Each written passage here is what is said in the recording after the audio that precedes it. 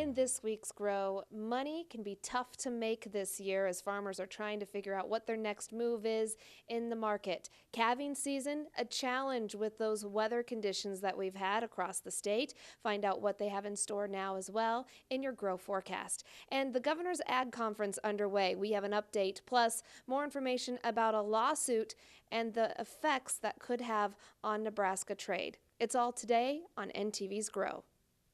A lot of producer activities here lately have been around tax preparations and also getting ready for planting season across the state. This is according to the USDA report. Grains are being moved to the market and seed was being delivered for the upcoming planting season. Available soil moisture continues to be a concern going into spring. Topsoil moisture supplies rated 15% very short and 42 short. For the field crops report, winter wheat conditions rated 39% fair and 36% good. After a month of cold, snowy weather, the latest government snapshot of the Kansas winter wheat crop shows a mixed outlook. Reports show wheat fields started to green up, and there are signs of growth as snow melted last month. But concerns persist about the potential for winter kill because of the season's extremely low temperatures. Between lower prices when it comes to corn and soybeans, and then also the updates in the Farm Bill, it could be pretty tough to make money this year. Here's more. The world has changed. A new Farm Bill ushers in the crop insurance era, and it comes as commodity markets continue to slide. So economists say the reality is many farmers may lose money in 2014. The probability of losing money is a lot higher. And with that, it also appears that crop insurance can help, but it will only help stop the bleeding after the bleeding has started because you still have to incur that deductible loss. Direct payments are gone. Farmers have known for years Congress was going to axe that politically unpopular program. In 2013, we had about $300 million plus in direct payments flowing to Nebraska producers and landowners. The new crop insurance system doesn't fully take effect until 2015. What we have is a choice between two safety nets that both provide different kinds of support, but we don't exactly know how much support until we actually see year to year what happens. There's no doubt farmers are wondering too, as a packed house turns out in Hastings for the Cornhusker Economics Outlook. Brad Lubin says the new model is all about managing risk. By design, farm programs and crop insurance really look like they've been merged together. Add in the marketing decisions. It's a portfolio that producers have to manage, not three separate decisions. Experts say there will still be opportunities, but it will be important to manage expenses and manage risk. Make it through this year to get into next year. Farmers do have a few options when it comes to that Farm Bill, and it'll be interesting to see how it all plays out in the end. As for beef prices, they are soaring after a drought, especially hitting Texas and California. That has shrunk the nation's beef supply and causing prices to bump up, even from rump roast to sirloin steaks. USDA says the average price per pound for fresh beef in January tipped the scale just over $5 a pound. It's the highest since 1987.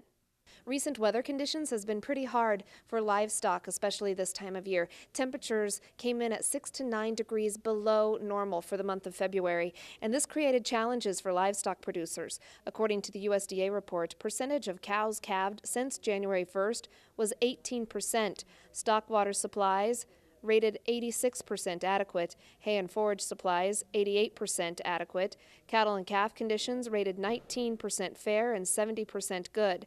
Cattle and calf losses rated 91% average. And it is calving season, so cow-calf producers have been out facing those frigid temperatures and battling the elements. NTV's Alyssa Willard has more. We've had 60% of them born inside this year. Is that unusual? Yes. On an average, the Clausen farm has around 25% of their calves born inside. But this winter, Mother Nature had other plans. It's been so windy and so cold that the wind chills have just been hard on them. With cold and wind can come added complications for the baby calves, especially calves of first-time mothers. We kind of have to be there, especially with the first calf heifers, be there and help them. If they have them outside, we have to first and foremost make sure that the calf sucks right away.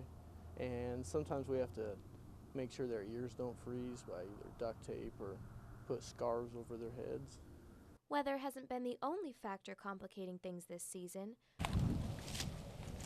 The Clausens have also dealt with coyotes. The stress and fear on the animals doesn't make for an easy birthing situation.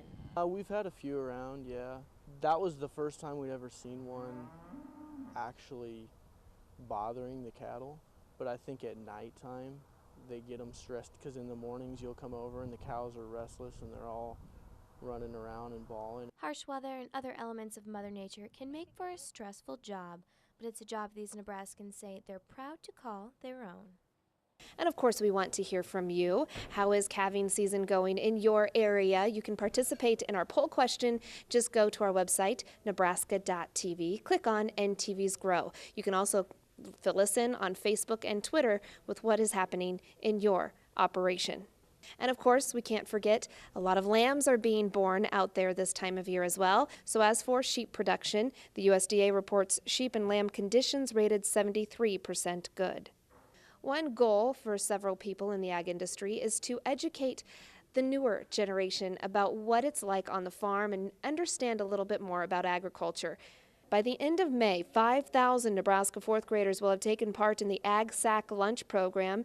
This program is designed to reach students and their families about where their food comes from and the importance of agriculture to the state's economy. And of course, we are out here at the Governor's Ag Conference that happened in Kearney. And the governor weighed in on agriculture, how important it is to our state, and also was able to display the Governor's Cup and explain what this means for Nebraska. The Governor's Cup, the first time ever, Nebraska was #1 in terms of the number of economic development projects per capita. Previously, every year, they always gave it to the state who had the most projects. Well, that's always going to be a big state. When you do it on a per capita basis, all 50 states can compete, and we came out #1. We'll have more about a lawsuit that could impact Nebraska's domestic trade, and we're going to learn a little bit more about what this means to Nebraska agriculture. That's all coming up after the break. And later on, we have your grow forecast. Stay with us.